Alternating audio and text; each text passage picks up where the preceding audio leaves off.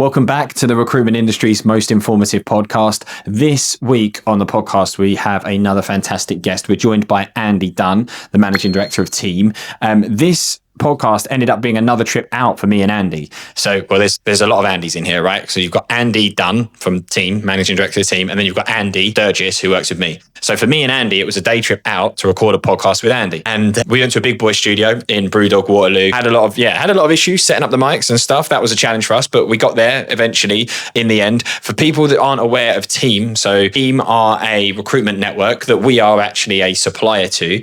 They're one of the largest networks in the UK. They've got over 500 recruitment agencies that are part of the community, and they bring recruitment agencies together. So it's about supporting small and medium-sized businesses by bringing them together. And the things that our users say about the network is they say they love the community that they get from it. They love the discounts and the access to suppliers that they get, like us, job boards. They get huge discounts on job boards, right, which saves recruiters a lot of money. And then the third thing is the job sharing. Team have something they call Team Exchange, which is where recruiters can go and split fees. And our users get a lot of value from that as well. So it's been great for us to sit down and have a conversation with Andy. We spoke about where he came from, where he grew up, his love for cooking, his trips to Thailand, his university, becoming a ball boy at Wimbledon. So there's like loads of interesting, I loved it. There's loads of interesting stuff in there for me.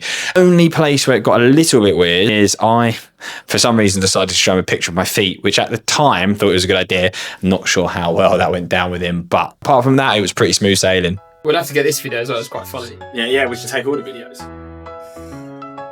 Yeah, perfect. That was so much better. Yeah, I'm happy with that. I'm glad we did the couple of tests there. We definitely need less kids in here.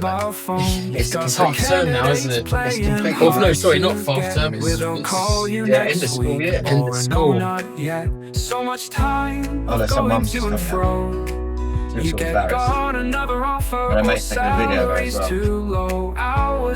Why? Are you do you want to go for the start again? No. Those two are running together, that's fine. And then I'll just tell where you do the thumbs up and I'll hit record. 3, 2, 1. Clean the wrong fucking button. Right. 3, 2, 1. We're off. Cool. We're off to the races. I'll set this. Can we do a cheers? Cheers, mate. Cheers. Thank you for having us. I'll do cheers like that. That's fine. Thank you for having me. Cheers. No, mate, it's this was technically all your idea, right? Well, I thought I'd book somewhere a bit different because I didn't want to turn up someone's flat and. Did you not? What's the matter? What's the matter with I do have quite a good collection of socks, but what's the matter with turning up and wearing socks somewhere? I don't know. I thought we'd try something a bit different. Yeah. I'm all for it. Andy's over there. He's never looked so professional. No, I know. I feel like a proper podcast. Podcast. Everyone needs to know that we've been in here about 20 minutes now, getting it all together. So basically, what we've got what? 3, 4, 5 cameras on the go. Yeah. 2 professional lights, microphones, and some twit over there managing. Some knob over there that doesn't know how to manage it. Flicking between the different cameras. Nice. What have you been up here for today?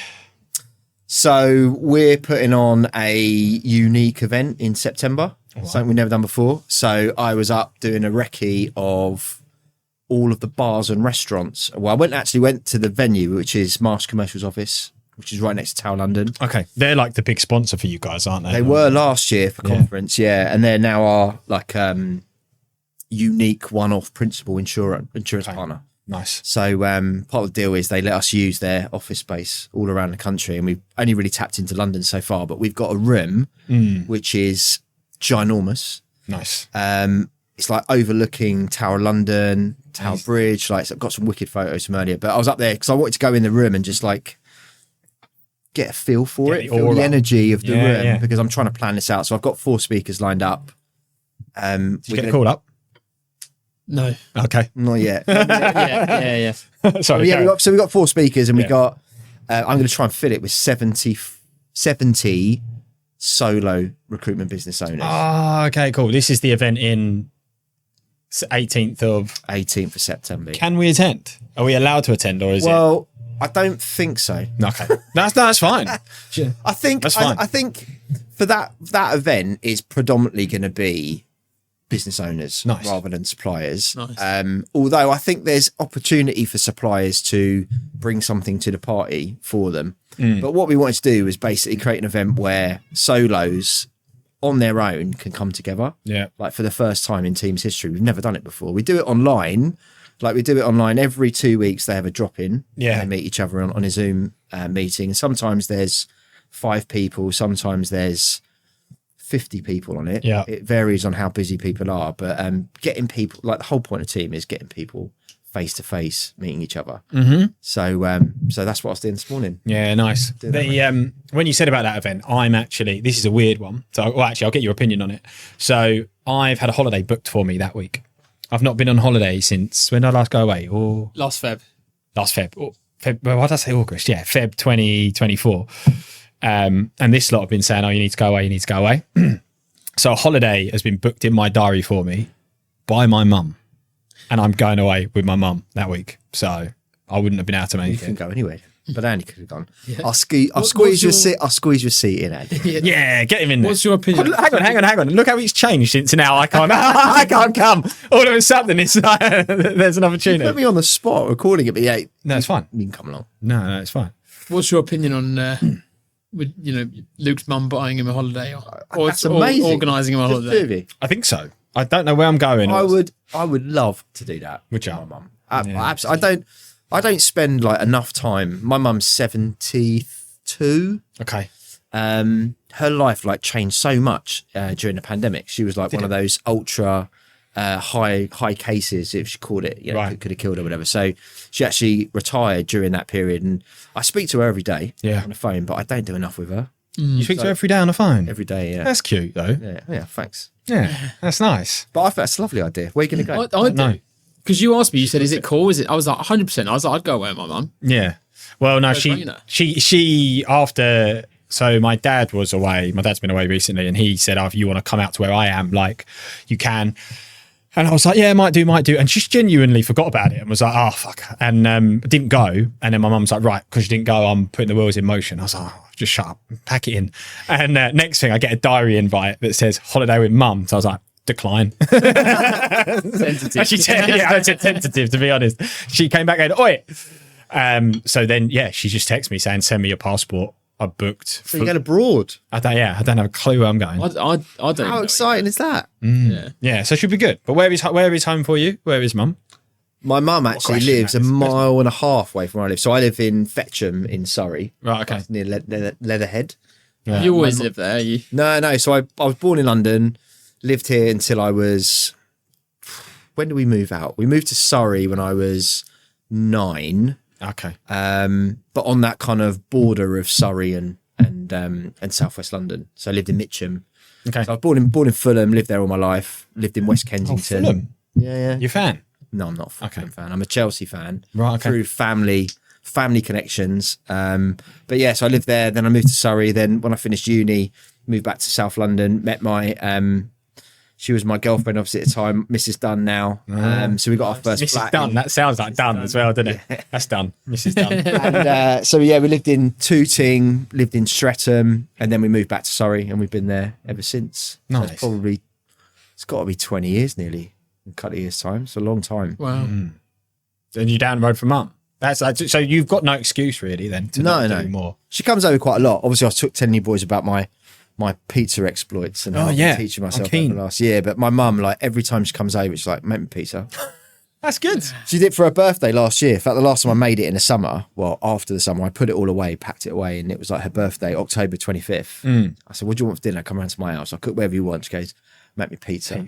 And it was lashing it down with rain. It was freezing cold. I was out in the garden with like, one of those, I've got one of those gazebos where you can pull the retractable roof over. So I'm out there in the freezing cold making pizza. Nice. In October for her. So does it have to be outdoors? The oven has to be outdoors, right? Gas powered as well, so I'll probably get carbon monoxide. Do you know what? Poisoning if I tried it. Those things goes like 500 degrees or something, don't they? It's like ridiculous. Do they? Yeah, really. Yeah. So I wouldn't trust myself with one of those then. Not a birthday present for me. But that's made me think, because we obviously went up to see Snell, right? and we should take you with us next time, and you could be running around in the background doing pizza. Oh yeah. In the field. Well, I was chatting to him at the Curry Club after the Joint Midlands event about all of the the produce that he makes from his or creates from his farm. Yeah. And we were kind of exchanging ideas about our favourite way of cooking pork belly. So I do like a Jamaican jerk pork belly, slow roasted, finished on a barbecue. Nice. And he's got similar recipes that he follows. So Nice. Yeah. So you're into your food then? I love cooking. Do you? Love it. Absolutely love it. See, I'm like the polar opposite to that.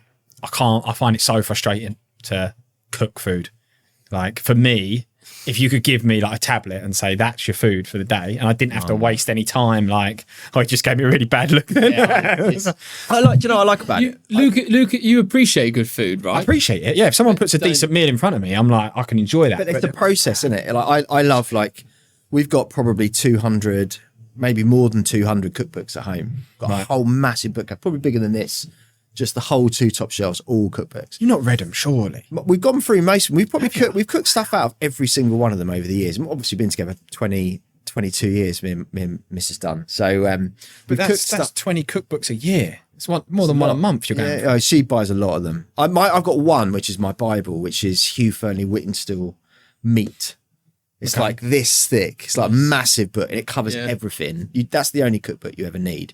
Right. I just love the whole process of reading the recipe, look at the pictures, reading the recipe, going out, creating the shopping list. It's a bit of time where I'm not on social media, or I'm not talking to people. It's just me getting all the ingredients, listing them all out, put them all out in front of me in the kitchen, get it all ready, the prep. I love it. Just love cooking. And I love obviously cooking for people when they enjoy it. Yeah. You see it, you can see it. Well, especially when if they enjoy it, that is. But no, I love it. Yeah, you can tell. And are you meticulous? Do you follow? Right, okay. The first time I cook a recipe, I always follow it to the T, and then I make my own version variations of it. Yeah. Usually when I forget to buy ingredients. Right. Yeah. Because I'm like that. I'm like dash of this, dash of that. My stepdad, if he watches me cook, he's like, his brain melts down because he is like you. They're meticulous. It's all laid out. It's all planned. And I'm just throw it all together and see what's left, basically.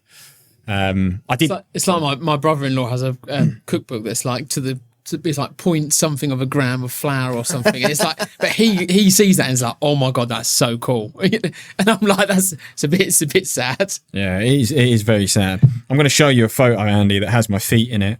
Oh, nice. Where's this going? Yeah. So if you wanna see my foot first, there's my toes at the bottom. Oh, nice. But you've got a bit of webbed toes going on there. Yeah, that's not a good. It's not a good photo. What is going on over here? A photo of my feet. But the reason that I'm showing you this is because have you ever put a flat pack together? Yeah, loads. Right. So typically they give you the right amount of screws for whatever it is that you're putting together. So that was me living in Australia. That's why I've got those little brown disgusting feet. But where's this going? I put a bed together from IKEA, and that's what I had left. Oh yeah.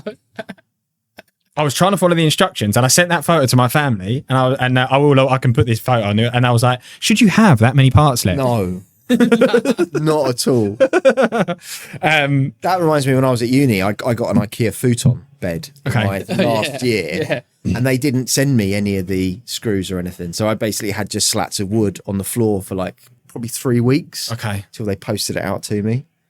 But yeah, slats of how? So you didn't sleep on it? No, well, the futon was it's like a fabric mattress. It's horrible, really, really uncomfortable. Yeah. But, IKEA's cheap and cheerful, isn't it? Especially a bit at uni as well. I'd come home late at night, drunk, fall over on it. I'd break a couple of slats all the time. So it was all it was a horrible, horrible year of sleep at my third year at uni. Where did you go? De Montfort in Leicester. Okay. Enjoy it? I loved it. Yeah, it was a great time. I mean, I got a, dare I say it, Mickey Mouse degree. It was international relations and politics. Okay. But I think it taught me a lot about just growing up. A bit of responsibility. What the course did, or actually just the experience? Just being there, just the whole experience. Right. Yeah, I'd agree with that.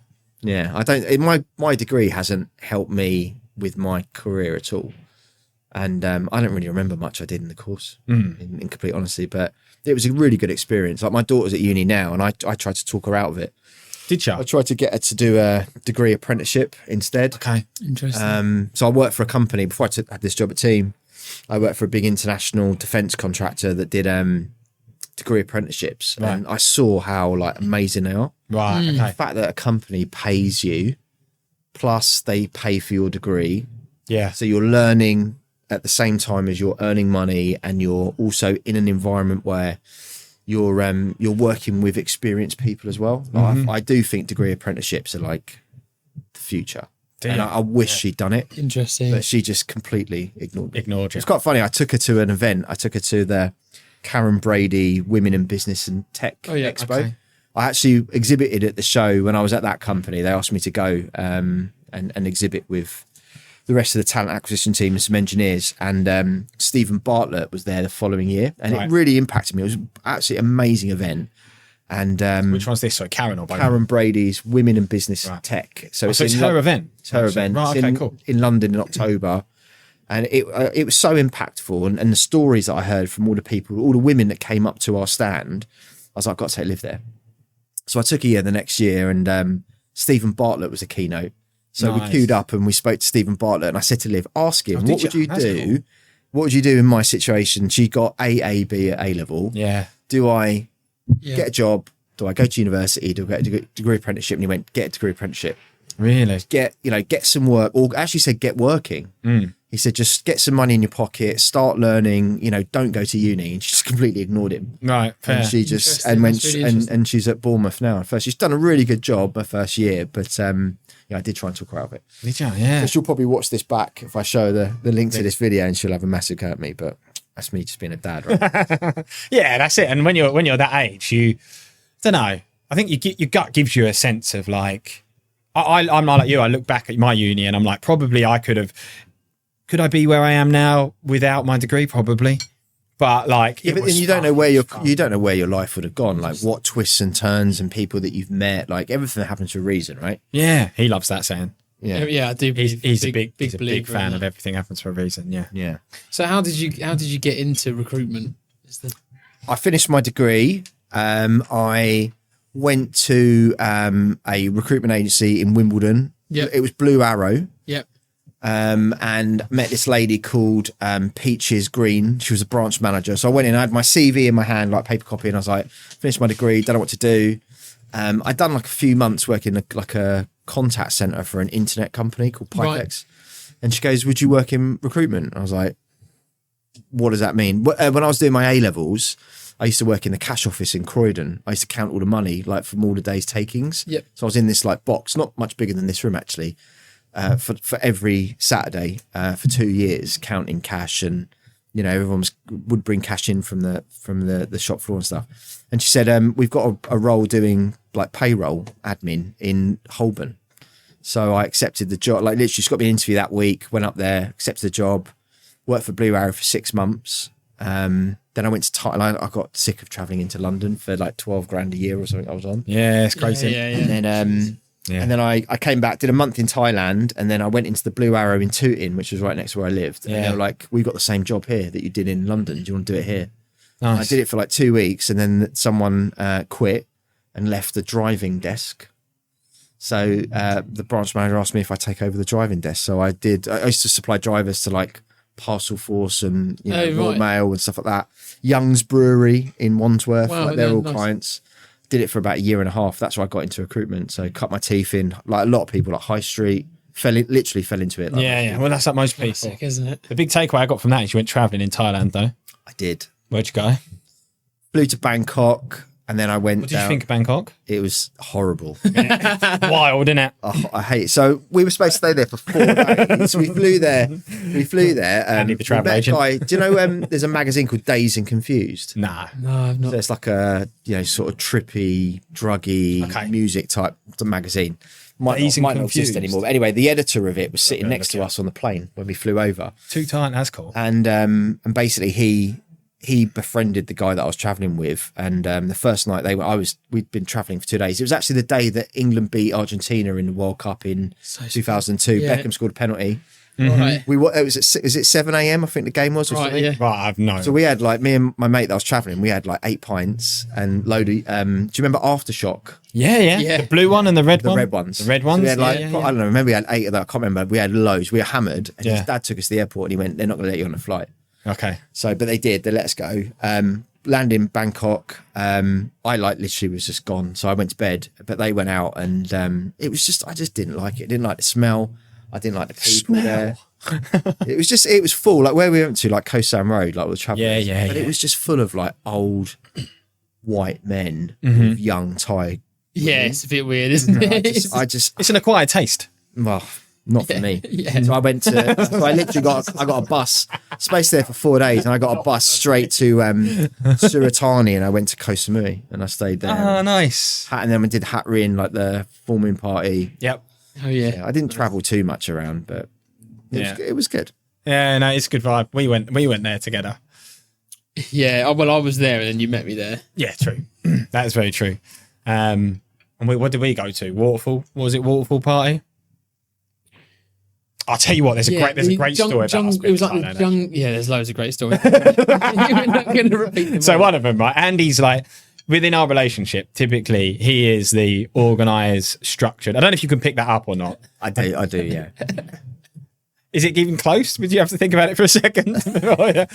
So Andy's like operationally the brain, whereas typically I follow his lead and that type of thing.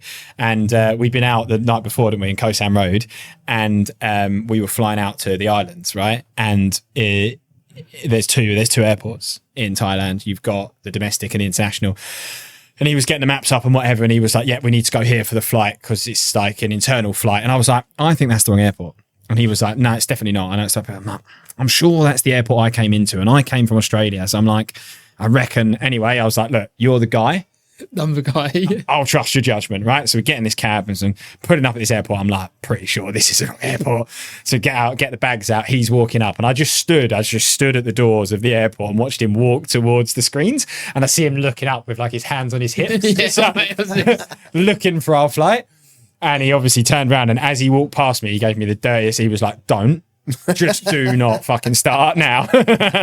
So we sat in the cab, didn't we? I got the taxi. I was like, "Get me to the other airport quickly." And he was like, "Toll Rose?" I went, "Yes." You're on a massive budget. We made it. That's all right. You know what? And it wasn't until the belts were done up. I was ridiculously hungover as well. That was my problem. Yeah. Oh no, it wasn't your finest hour, but like typically, I just love that story because there's not many times in all the years I've known you that I would be the one that gets that kind of thing right.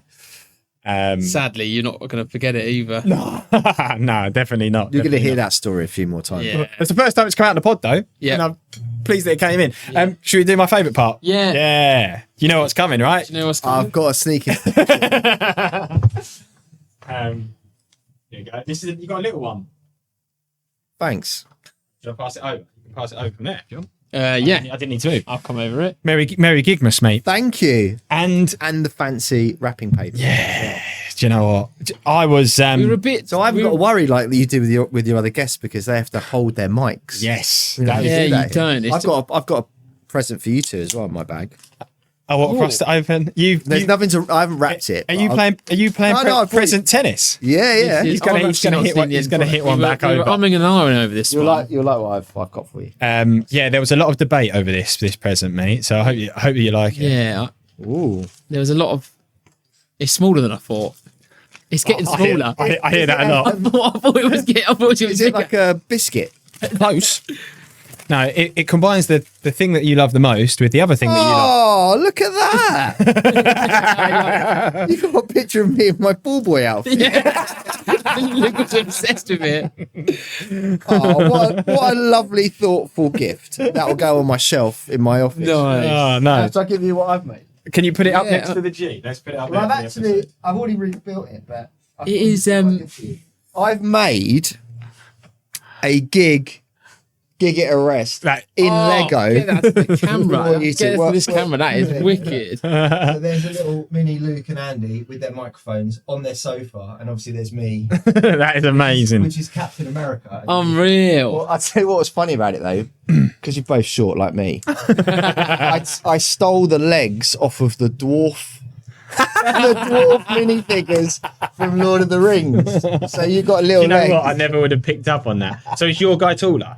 Yeah, of course he is, yeah. If you put That them is together, quality. look, you can Ah, actually see them there. and that's so for us to good. keep. Yeah, and the reason Oh, I thank you, gave mate. you long hair, Luke, Yes. is your picture on WhatsApp. WhatsApp. You got a ponytail. So do I have took a the ponytail. hair Yeah, off the of old Yeah. I took the hair off Wild Style, which is the character And from the Lego movie. I'm smiling, and Andy, you're Luke's a grimming. bit panicked. You're panicking. yeah, I'm panicking. Luke's about to I spent about 45 minutes last night rummaging through minifigures to Oh, make sure. mate, that is thank you. amazing. That's really Thank you cool. so much. Oh, and the best thing about it is, but it gets better. if you take them off of, if you want to take them off the sofa, I put two little presenting pieces here, so you can actually have one each. Look, Okay. Can Right. everyone tell that I absolutely love Lego? Yeah. So that is unbelievable. That we'll get that to feature in the pod now. We'll take it with us wherever we go. Our little thank you. I'm so a much. big fan of that. We've never been gifted back, mate. You are I'm the not- first guest. I'm not going to lie. I thought that was going to be bigger than what we ordered, but Was it? I thought what we ordered was going to be bigger. But Right. Are you happy with it? What- It actually comes apart as well. What we could do, we it's can Lego. we can take them and move the heads around. Yeah, correct. it's actually I can genuine swap Lego. Simon and my head, or There was or a. Lauren or Jahisha. What a lovely gift. Thank you very No much. worries. It's my pleasure. Actually, you might probably have to thank Andy for it being a bit more lovely, because I was going rogue with the photos, and he was like, "Nope, nope." And whilst we were building it, we was obviously stalking everybody's LinkedIn. So Andy was like, "I bet you in the team office there now." They're like, what are Luke and Andy up to? Like, because we were looking at all the. Obviously, it's got two photos of the team that Yeah, you that got. was when we went out when Jahisha just started. That was at Rec Expo. Obviously, that was a conference, Yeah. and that was at Wimbledon in 1995. yeah, Wimbledon, what year? Luke was obsessed with getting that in. 1995. Yeah. Well, I wanted to get that in because I Yeah. wanted to ask you how you got there. How did you become ball boy at Wimbledon? I was, And is there an age? Because I reckon I quite fancy it. yeah, you can't go back once you've done it once. Are you 15? I think I was 15. Right. Okay. So I went to Wimbledon College. You're 15 there. Yeah, You're colder than that. yeah, I was 15 there. You look like one of those old men in Thailand with the. Thanks. I'm sorry. Okay. Apologies.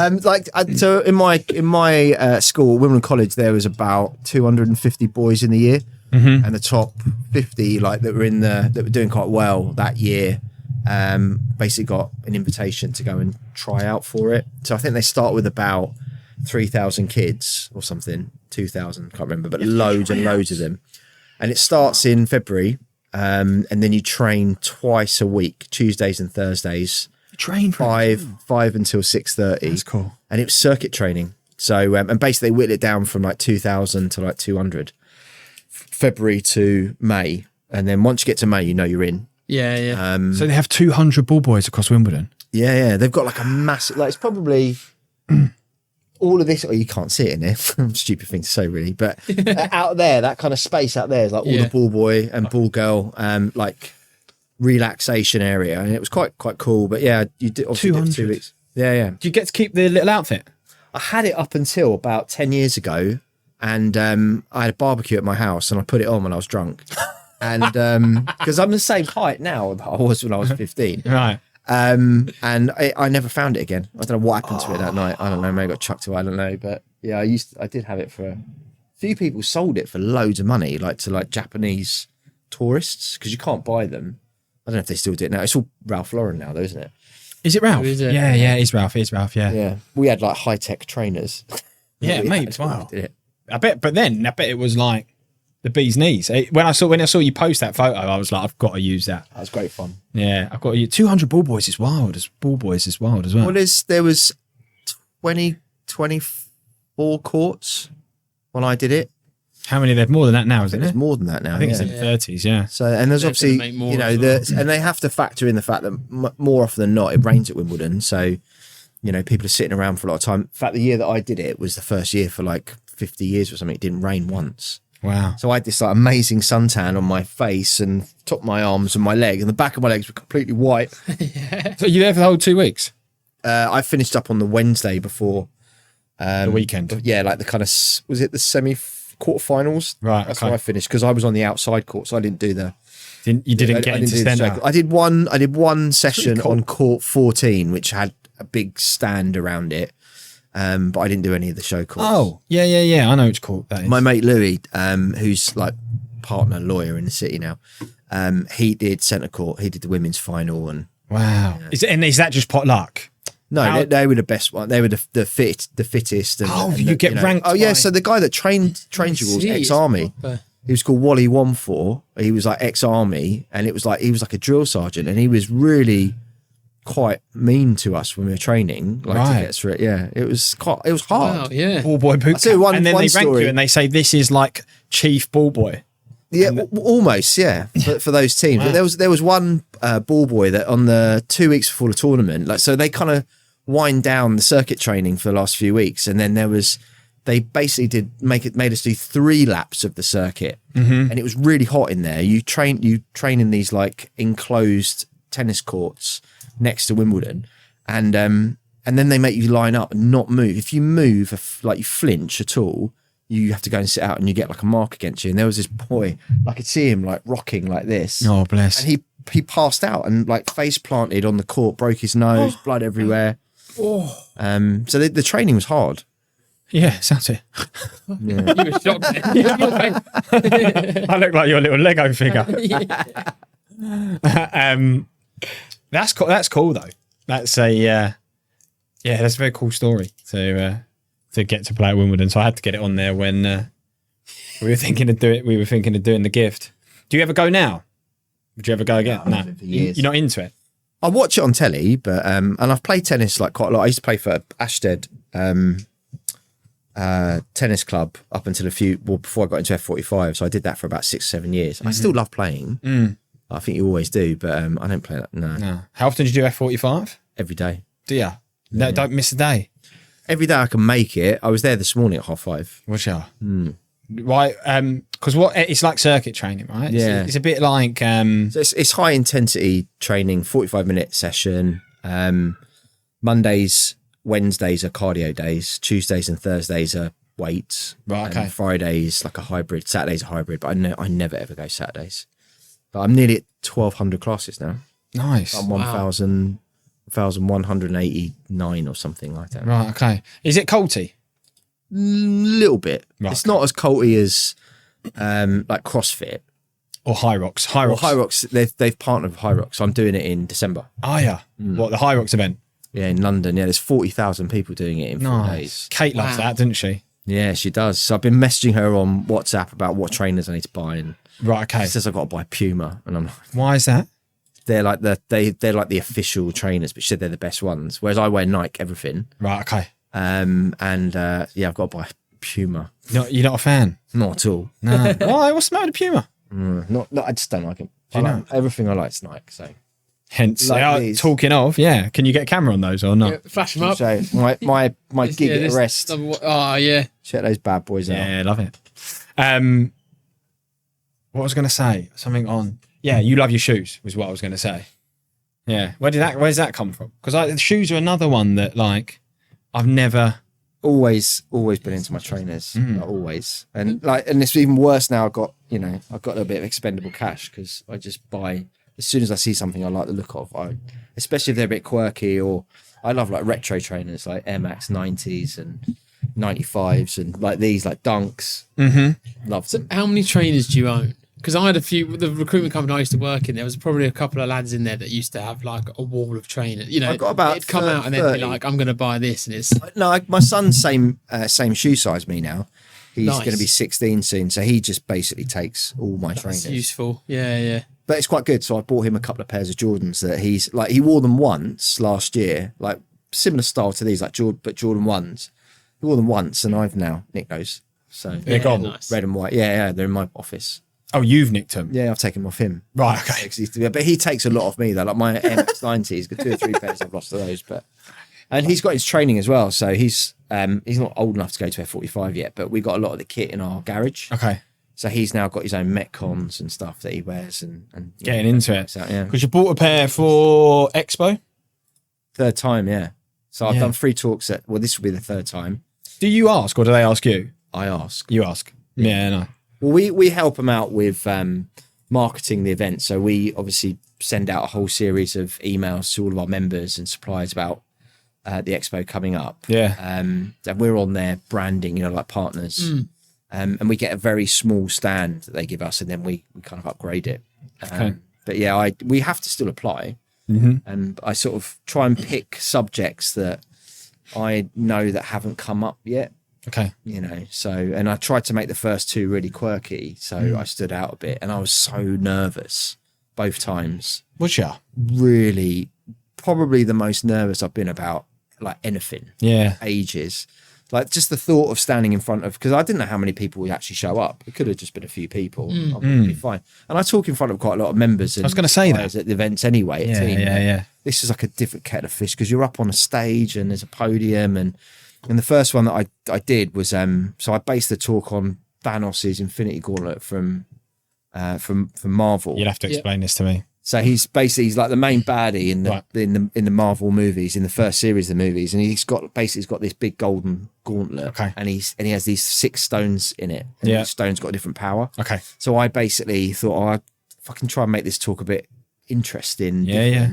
I based each of the stones, which were like time, soul, space, mind, reality, on different types of networking that you can do. Okay. And I tried to link them back to the stones. Yeah. So, and it went down quite well. I think I had about 100 people in the first one that I went to. Although the stress was that I was the first one on the first day, and all the IT failed. So all the screens broke. And my presentation. Well, this is for the Thanos one. Yeah, all the presentation was really heavy on slides because there was I'd just taken the kids to Disney, so there was pictures of us going on all the Marvel rides, and there was pictures of us with the characters, and that's cool. There was loads of like sort of links back to parts in my career that were relevant, and I couldn't show it. Right, you went. Okay, yeah, because you was on early doors on the second one as well, right? I missed you because I wasn't there. I was on at 11 on I was on the second day. This was when Lego talk. This is the Lego, yeah.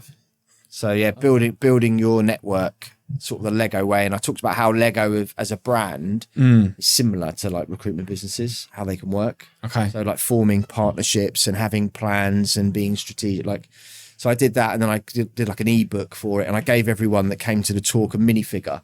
So I bought like 100 of them. Yeah. And then I printed up a QR code on the packet so they could download the guide with the minifigure, and a few people, shared them on social media and things. It was I tried to be a bit different. Yeah, that's really cool. Nice. Do you why do like, this might be a silly question, but oh no, he's lost his hair. Oh no, pulled his hair off. What do you think the benefits are to, like, why do you want to talk at those events? Like, what do you think?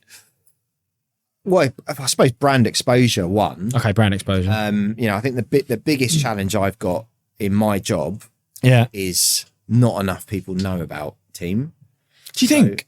100%. We speak to loads and loads of people every week that have never heard of us. I feel like it's picking momentum up though, a little bit. No? There is a lot of momentum, yeah. There's a huge amount of momentum. It's particularly in the last 12 months, but still there's 31,000 recruitment agencies in the UK. Yeah.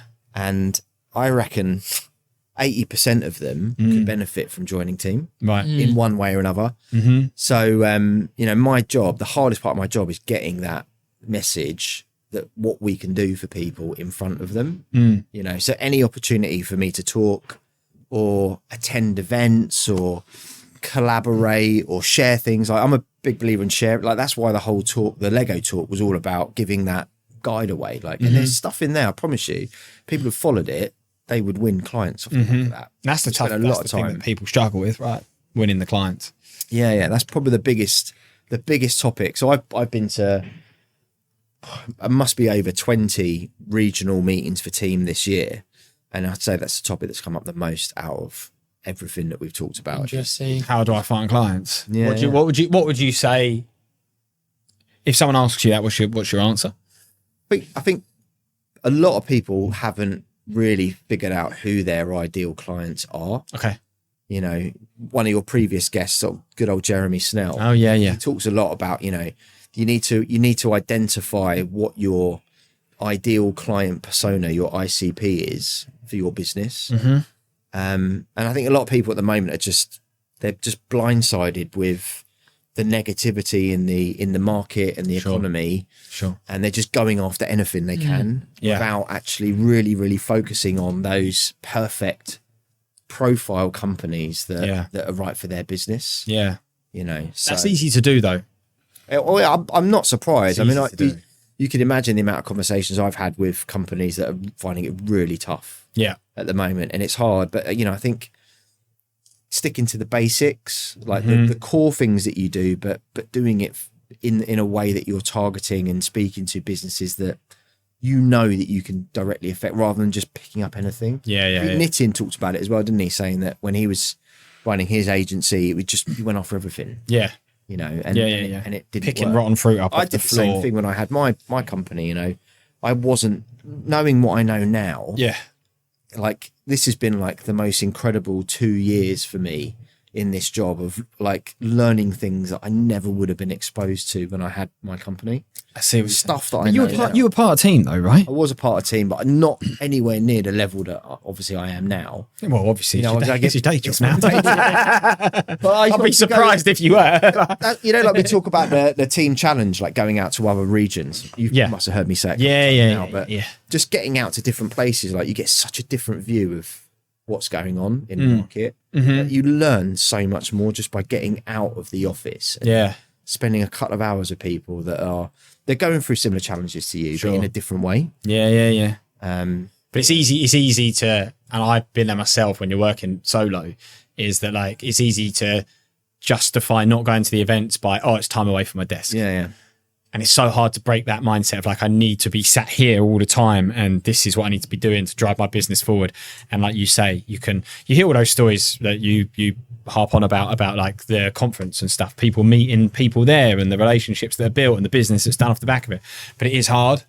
It's hard to pull yourself away, I think. I think people that have the mindset of blocking time, that was actually one of the things I talked about on the time stone. This gauntlet, like blocking time out for learning. Like as a solo, I never did this. I never like actively looked at a time when I should be getting training. For me, I thought I knew it all. Right, okay. As most people do when they start. Yeah. I don't need it. You need it. You need training. You need L&D. You need to be hearing different points of view because, you know, the common theme that I hear from people when they go to like the in-person events and there's a speaker. They're like, I learned something from that I'm going to do and put into play in my business. And you wouldn't have got that if you were sitting back in the office. How many years did you do solo for? 7. Okay, just you. Just me. How'd you find it? Hard. Right. Really hard. And particularly at the end, it was really, really hard. But you must have done all right at it though. To stick at it for 7 years, you've got to. I did it because fairly decent. So when the job I had before, I worked for a bigger recruitment agency, had a team, but my kind of like secret sauce is I was always in the office first. Right. Okay. And I was often the guy that locked the office up in the evening and pulled up the barriers as well. And I didn't see my kids barely at all when they were younger. So I missed quite a lot of that and I didn't want that. So when I started up my company, which was First Hand, I was there in the morning. Did you call it First Hand? Is that what you said? First Hand Recruitment, First Hand Recruitment. Don't know. Don't ask me why. It was a link back to my father-in-law's company. He backed me. Okay. But yeah, I did that for seven years. I mean, the highs are amazing. You know, when you have stonking months, and you're on your own, you do feel like on top of the world. You're on top of the world. But when you've got bad times, I was a contingency permanent recruiter, predominantly contingency permanent. You know, and I went through a couple of phases where I went through 40 interviews about an offer or about a deal, not an offer, right? A deal. And you do have you have highs and lows. It's so cyclic. So I just got to a point where I was like, I don't want to do this anymore. Fair. So yeah.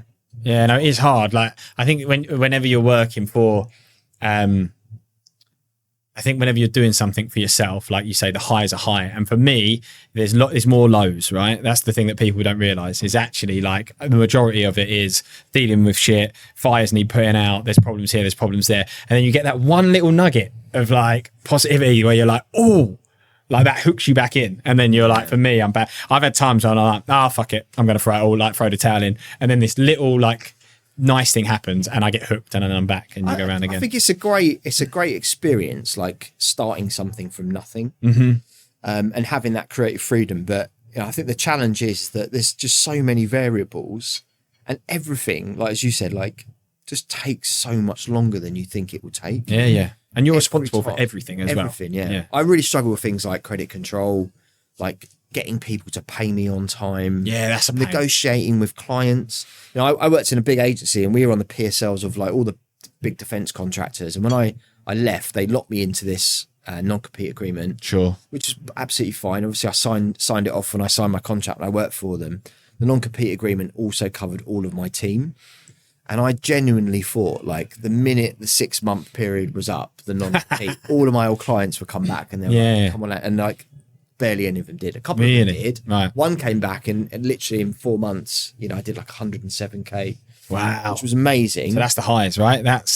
But then they brought in an internal talent acquisition team and it all went, like, literally. Jeez. Overnight. So it is tough. That is the challenge of recruitment, I think, like the constant farming of new opportunities, new businesses, because we had a situation in a past life where we were the same. We relied on 2 big outfits and we were making some decent money off those 2 outfits. And then they stopped and they turned the taps off.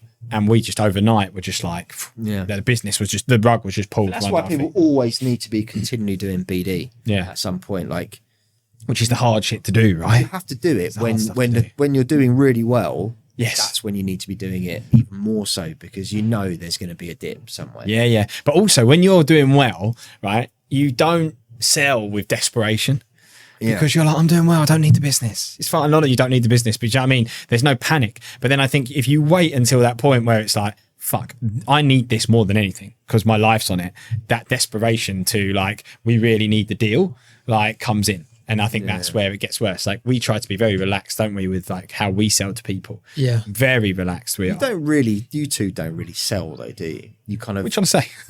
Yeah, but you don't, but you're not like out and out like selling. You offer, and you're one of these, I'm a big advocate of this as well, but you give stuff for free, which is the most important part, I think, of the Giig brand, isn't it? That's not selling. That's giving things. That's one of the key things I think where people win the trust of potential customers is by giving stuff away. Yeah, we're not pushy. No. We jump on a lot of calls and like the product's the product. This is what it does. The price is the price. If it helps, it helps. Yeah. Like this is us. If it's not for you right now, come back and that's fine. We're quite open, but maybe we should be selling. Like maybe we should be like. Yeah. Well, I had a conversation, a voice note conversation today with a member of team who was saying, I'm going to switch over.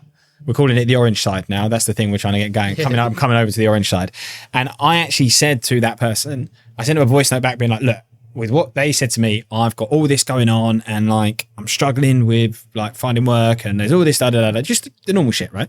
But I said to them, I was like, I would say wait until you're ready to switch because it's stressful. Yeah, it's really and that's what I felt the need to say to them. In all honesty, if there's bigger fish that you need to fry, deal with that before coming over to Giig, because the last thing I want you to do is go, I've got this big problem over here that I need to solve, and now I've got less time because I'm switching to Giig. And I think the thing when you switch as well to a new CRM, there are so many, again, those variables that you just don't factor in. Oh, mate, there's loads. There's so many things. I mean, there's loads of them. One of the biggest mistakes I made when I started my company was I basically picked the same CRM that was used at the company I worked at before. That's what most people do. And I told you a story, haven't I? I bought a MacBook, an iMac, to run the business on. It was like $2,500 and it didn't run the CRM that I bought.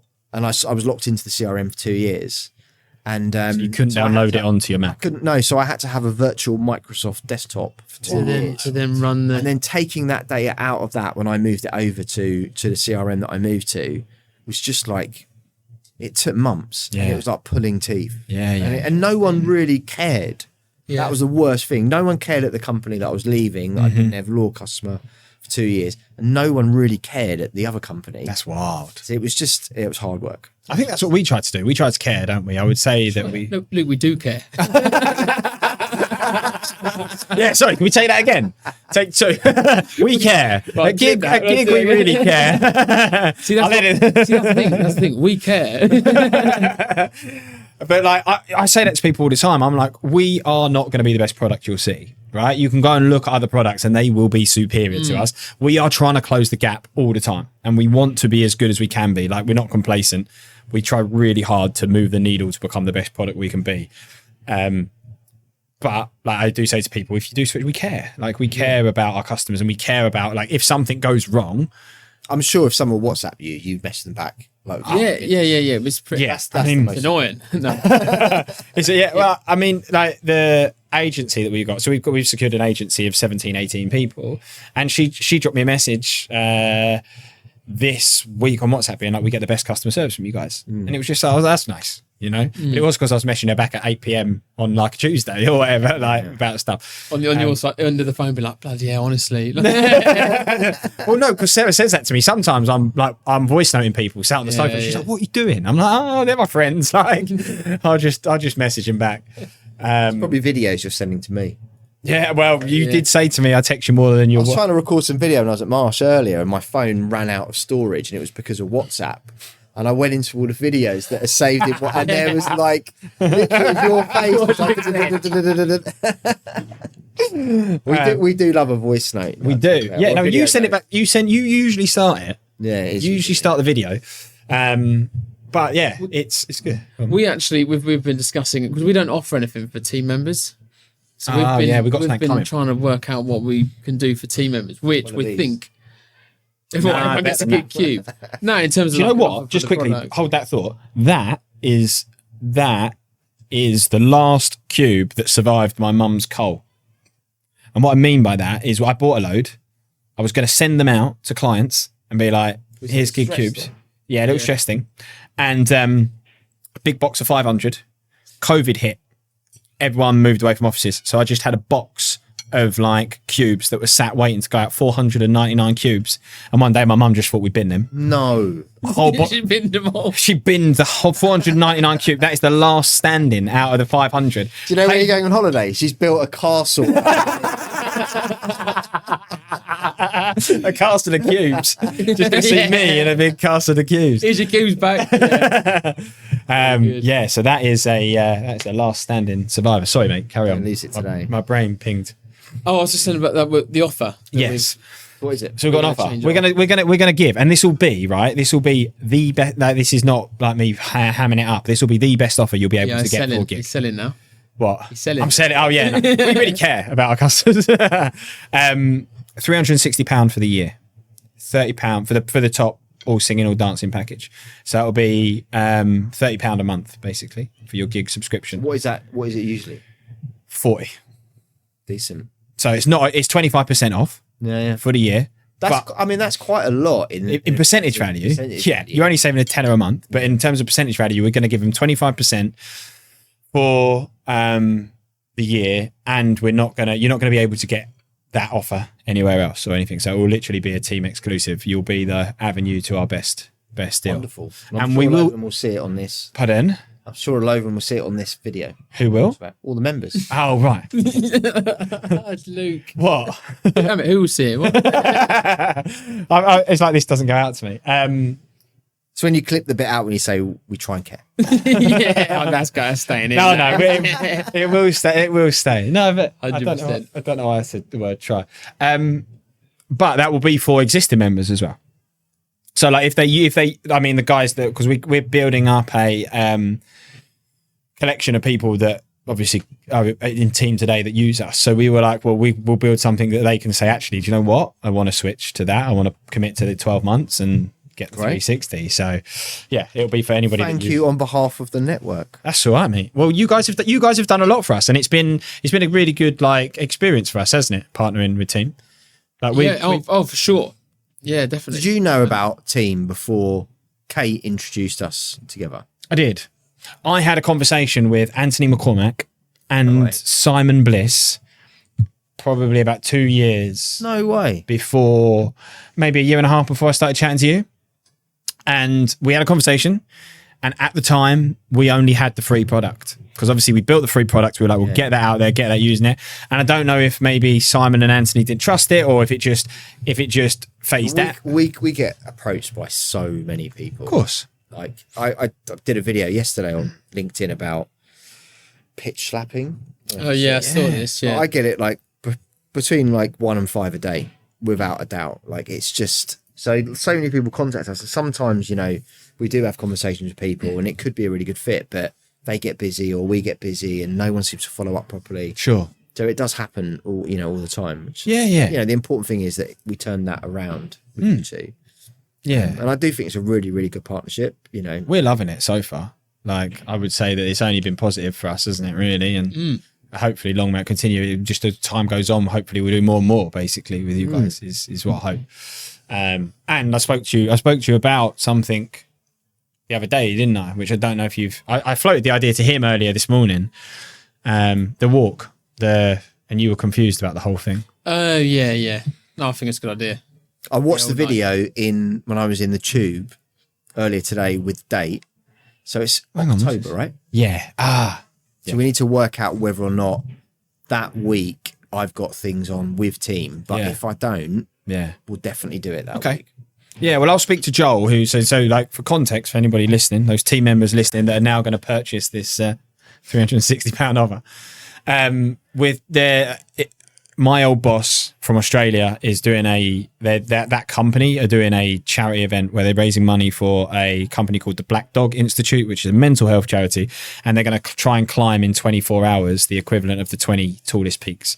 So they're going to try and ascend 120,000 meters as a team in 24-hour period.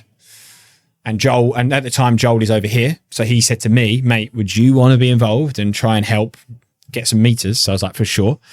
And then I just thought to myself the other day, I wonder if we can make it bigger. I wonder if we can get more people involved. We've talked about doing 3 peaks, like the NEM in team is like the I'd do the 3 national exec members. We talked about it. In fact, we talked about it briefly this week. We were talking about conference next year. But, you know, obviously, we've done a net walk twice. Yeah. I did the second one. You did do the second one. Second one. And we're going to do it again next year at our conference. And we like raising money for charities that support mental health. You know, I'm a big advocate of getting people involved in that and talking about it. So, yeah, I think we should definitely do a gig team collab on the walk. I'm doing Ben Nevis already next June. Okay. So this could be a good warm-up. Yeah, what are you doing it for? Yeah, nice. For fun.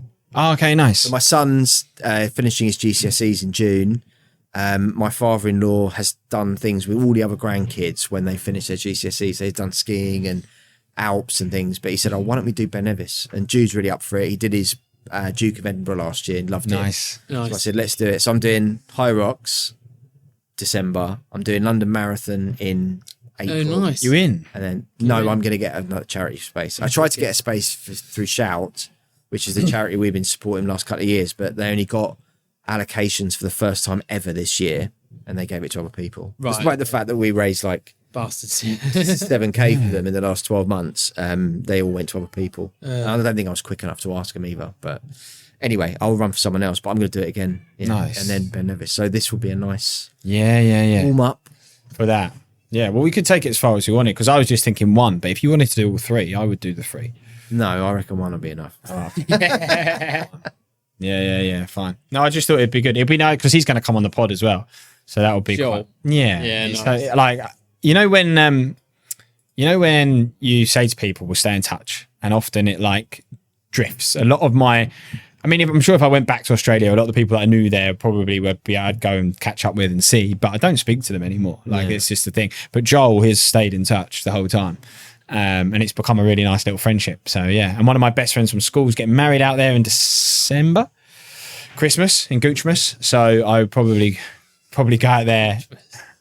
I hopefully go there to see him as well. That's lovely. Have you ever been? I think we'll definitely do that. I think, like, even if we brought in a bit of our, net walking theme. Of, talking to people. Really good. They were so well received, the two that we did. Do you know the other thing that I thought was really good? Like the conference thing you did where it was like, in this room, we're going to make this many connections. Yeah. The speed that network. was really cool. Yeah. David Blaine vibes, wasn't it?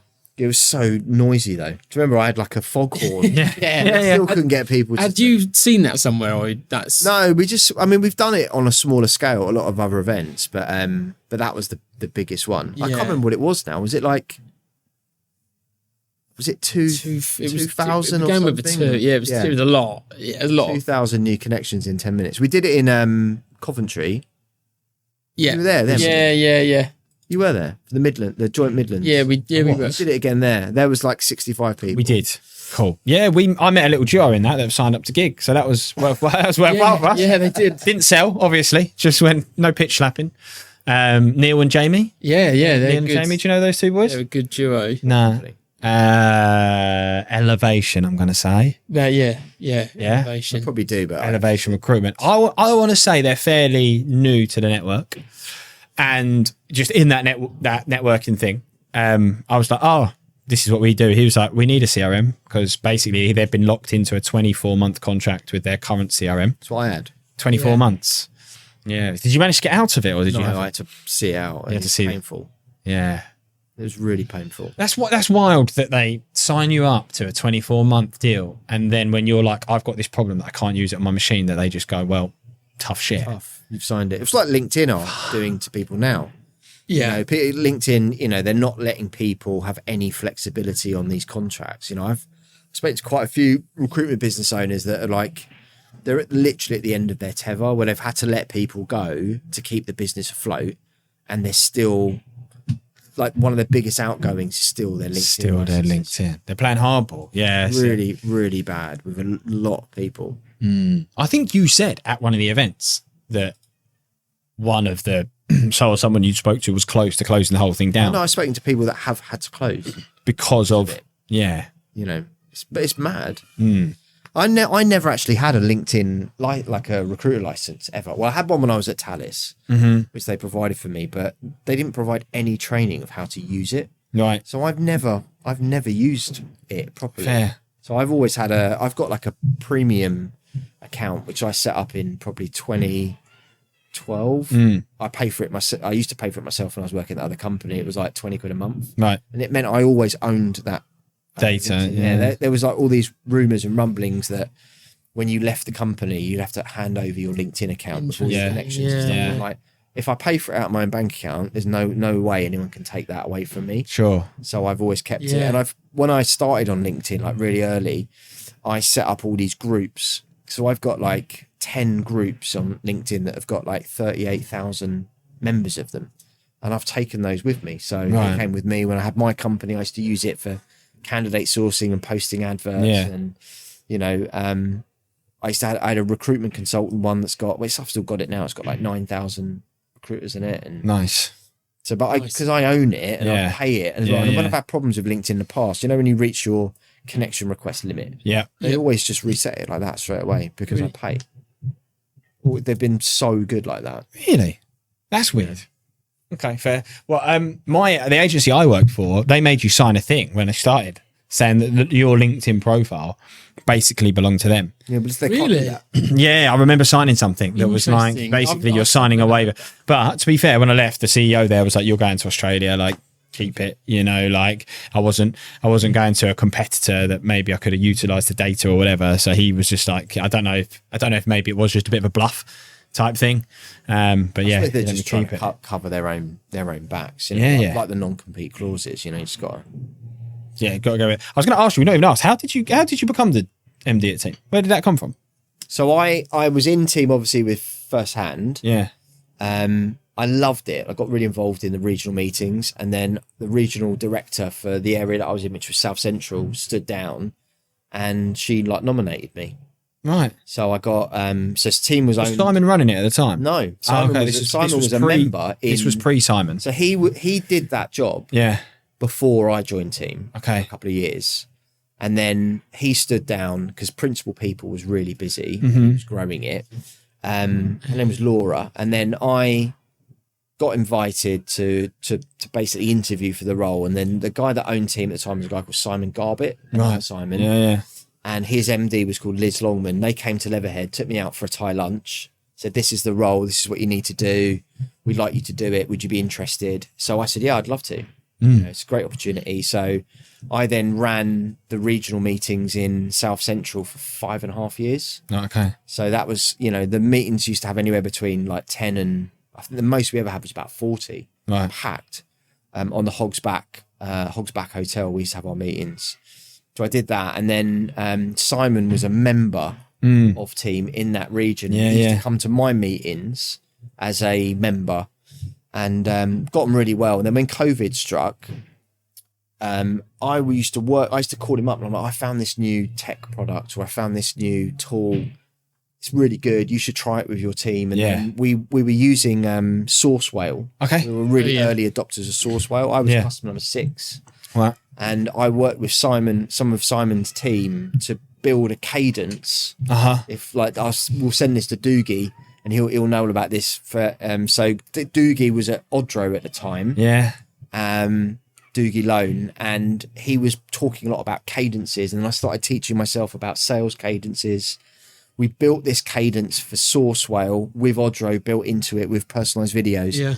And I think we got it to like an 86% return rate. Reply rate, yeah. Jesus. So 86%? 86% of the people we put into this cadence. That's wild. Yeah. That's insane. But it took a lot of time. I mean, it was during the pandemic as well, so it's hard. But so we got, so we built that. So I worked quite closely with Simon, and then when he bought Team, you were already the MD? No, I'd left Team at that point. I worked for a company not too far away from here for a little while called Boydham. It's a hunting firm. Yeah. I thought I was going to go into exec search for another 7. So I did 7 years at CBS Butler. I did 7 years on my own. I thought I'd have 7 years in headhunting, and I didn't like it. Okay, fair for me.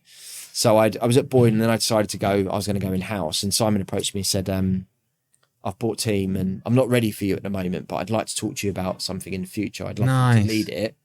And then we started talking in January 2023. Okay. I interviewed for it in March. And I started in June or May. Nice. So, and where do you think it's gonna what's the ambition for it? I think Team has got so much more to give the market. Okay. I think there's hundreds, there's probably a couple of thousand, I reckon, new members that we can bring into the network before Team changes completely and it gets too big. But I'm enjoying the journey of this. Similar to what I was saying earlier, most things that we try takes us 3 times, 4 times the amount of time we think it's going to take. Yeah, of course. But we've done so much stuff behind the scenes. I've got an amazing head office team. They work well together. We've got the same vision of what we want to do with the business. So, we've changed the logos, the branding, the regional directors we've changed recently, the offering. That was a big clear out, wasn't it? You just literally pulled the rug and. Well, we just needed to just switch it up. Yeah. There was people in Team that really deserved an opportunity to be a part of the national exec, which is all the people that lead the regional meetings and the divisional meetings around the country. They put so much effort in. I mean, Kerry Greenland. Yeah, I know Kerry. Yeah, okay. She was our member of the year last year. You wouldn't believe the amount of splits that she does with other members. In terms of her clients, or both ways. Both ways, right. And she supports people. She gets really involved. She seems super bubbly. Solo group. They needed a platform as well, so we've done that. But there's loads of changes. And we've got the new website coming, the new hub coming. That's Rob Gardner, isn't it? It is Rob. That made me laugh. That comment when he said that. When you guys said you were getting a new. Do you remember that? Nah. No. So this was the first event that we. Oh yeah, I do remember. First event that we attended in London, and you were talking about it, and he was sat in the room oh right, you've not had it. Cheers, mate. Could have thought of me. You went with him. Yeah. And then he decided to shut his business down. Oh, is it gone? Well, so he's now working as a recruiter. Is he? Yeah, but he's finishing off. But he's get a demo. He's finishing up. Obviously, we're confident he's still going to deliver the project. Right. But yeah, that was. Who's going to maintain it then? Do you know? We're going to maintain it. Right. Okay. With support from third parties, but I mean that's what we've been doing with the current hub for the last 3 years. Right. But what Rob's building for us is completely different. It's way more robust. It doesn't have. 60 plugins in the Right. back of it. Yeah, Every single yeah. one of them needs to be updated. Yeah. Sure. 2 freaking minutes, it's cleaner. hard work. So, but there's loads of things that we've done, and I do think we're just getting started with what we can really do. Interesting, because it seems like we've only been part of the network. It'll be a year soon before we know it. But we've only been part of the network for a little while, and it feels like it's gaining momentum. And with the people that we speak to that use us, that are also part of the team, they love the community is one thing here, especially for the smaller businesses. Community discounts. What's the other thing that you'd hear? Community discounts. I feel there's another. The splits. WhatsApp group, the splits. Yeah, that's it. The splits. The exchange. Thank you. Yeah, that's where that's going. The final question I had for you about team was: do you just plan that conference all year round? Yeah. We spent 4 hours on it yesterday. I find that wild, because I swear that when was it, the conference? April the 4th. And then when did you start selling tickets for next year? Well, so almost straight away. We had to. So there's a lot of companies that are really struggling financially. And there was 100 of our members said they wanted to come to the conference. Couldn't afford it last year, and they left it so late. They said they couldn't afford it. Yeah. So so what we did this year was that we negotiated a better price with the venue, and it allowed us to basically take a really small deposit from members to get them to commit, or they could split the cost over 10 months. So if they were going on a day ticket, it would cost them, I don't know what it was, like £9 or something a month. Yeah. And then you don't see that going out. If you, Yeah. you would see 90 or 100 or whatever it might be. So so we try to get it locked in quite quickly. I think we've already got 75 people signed up already. Nice. And we haven't told anyone who's talking yet. And we got some really interesting people. Nice. I was emailing an MP yesterday about doing a talk at the conference about the economy and recruitment agencies in particular. Nice. We've got probably already got 5 people that have never spoken at a team conference before locked in. Nice. And we're just trying to. Last year was a really good blueprint. The first year I did it, there was too much going on. Right. Okay. There was 7 talks going on at any one time, for and that was 4 of them over the course, and it was just everyone was frazzled. Yeah. So we scaled it right back last year. It's good. And it's going to be a similar kind of number of people talking. Nice. But the workshops is the really important thing. So the sales and marketing one, the engineering one worked really well. So we're going to try and build on those. We're actually going to have a solo room, solo workshop room. Nice. In the afternoon for solos to work together. So and the amazing thing is all the suppliers, we've almost sold out of all the sponsorship already, and we haven't announced anything yet because they saw how much noise there was last year, and they all wanted to get involved in it. So I think it'd be really good. Yeah, definitely. But I'm just kind of I talk about it. Rachel and Bella are the ones that organise. They're the Which Rachel? Both. Rachel Torrens. Okay. Yeah. I sat between the Rachels, and I can't remember which one's Torrens and which one's not Torrens. What's the other Rachel? There's 3 Rachels. There's Peters. There's Conroy. I don't think I've met Conroy. Would I have met Conroy? Blonde. No, I don't think I've met Conroy. I think I was between Peters. Was she drinking? Yes. So it was Peters. Because Conroy drove home. Okay. Yeah, but it was good. We really enjoyed. I remember that. I think it's quite a good big thing. Yeah, it was a good event, and I think stuff like that is only going to become bigger and bigger as this whole AI and digital world takes off. I think there's still going to be a space for. Definitely. Do they call it IRL? You heard of that? In real life events. So yeah. I think there's still. Well, I want to do as much of that as possible. We've had a record Q2. We've had 433 people come to our events in Q2, which is up from 245 in Q1. I want to beat that again in Q3. Nice. And then I'm going to just scale it right back for Q4. Yeah, you must be burnt out, or I'm really burnt out. Yeah. I've got 3 more days of work, and I'm off to Paxos. You're off to where? Paxos. Where's that? Greece. Oh, nice. So fly to Corfu, and Paxos is so small. It's only 6 miles long. Wow. So 6 miles? 6 miles. You can run it in a day. So you can't fly there. So we're flying to Corfu, and then we're getting ferry across, and we've got a villa. Everything I wanted, ticked off. Really comfy front room, which is really important. big telly. Why is that important? Because when we went away last year, we went to the Dominican Republic, and it was like the kids had like my daughter and my son shared a room, and me and my wife had a room, and it just wasn't comfortable. Right. Like we want comfort if we want it, but it's like we're 5 minutes walk from the bars and restaurants. We've got a massive built-in barbecue in the outside patio area, big pool, plunge pool. You know, we've got Plunge pool. Oh, nice. Yeah, Cold. can't wait for that. Yeah. Nice. How long are you out there for? 10 days. Amazing. So I'm basically Enjoy, the first 2 weeks of August, I'm just writing off. Like I'm Not going to put on my LinkedIn, don't contact me. right. Just leave me alone. Just I'll leave make it sure to alone. drop you a message. Yeah, loads of voice notes, loads of stuff like Get in that. there. Amazing, mate. I'm gonna wrap it. It's been we've been going now hour and 12 minutes. No way. Yeah. Yeah, mate. It's been unbelievable. We Though, lost mate. this an hour in. Yeah, can you turn it back on or not? It's in memory full. Memory full. Yeah. Yeah. Can I just thank you two for inviting me to do this? Why? This was so I've got a whiteboard in my office of all the things I want to achieve in the year. Yeah. And this was one of the things I wanted to be on. So Was it? this is a bucket Oh, mate. list. 2025 ticked off. It's been an absolute pleasure, and we'll do it again. I'm hoping. Is it saying memory full? Really? Oh, fair enough. I thought I'd cleared it all out before we left, but maybe I hadn't. No, it's been a pleasure. Thank you for joining us. Thank you for the present as well, and we'll do it again sometime. Thanks for the present. Thanks for coming on. Amazing. Should we get a beer? Let's go and get. Yeah, let's go and get some beers in. We owe you a beer. I'll let that run for a minute. Yeah, cool.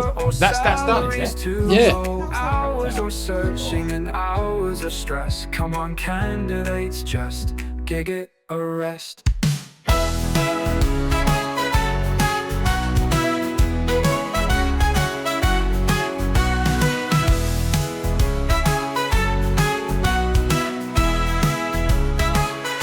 Come on, candidates, just gig it a rest.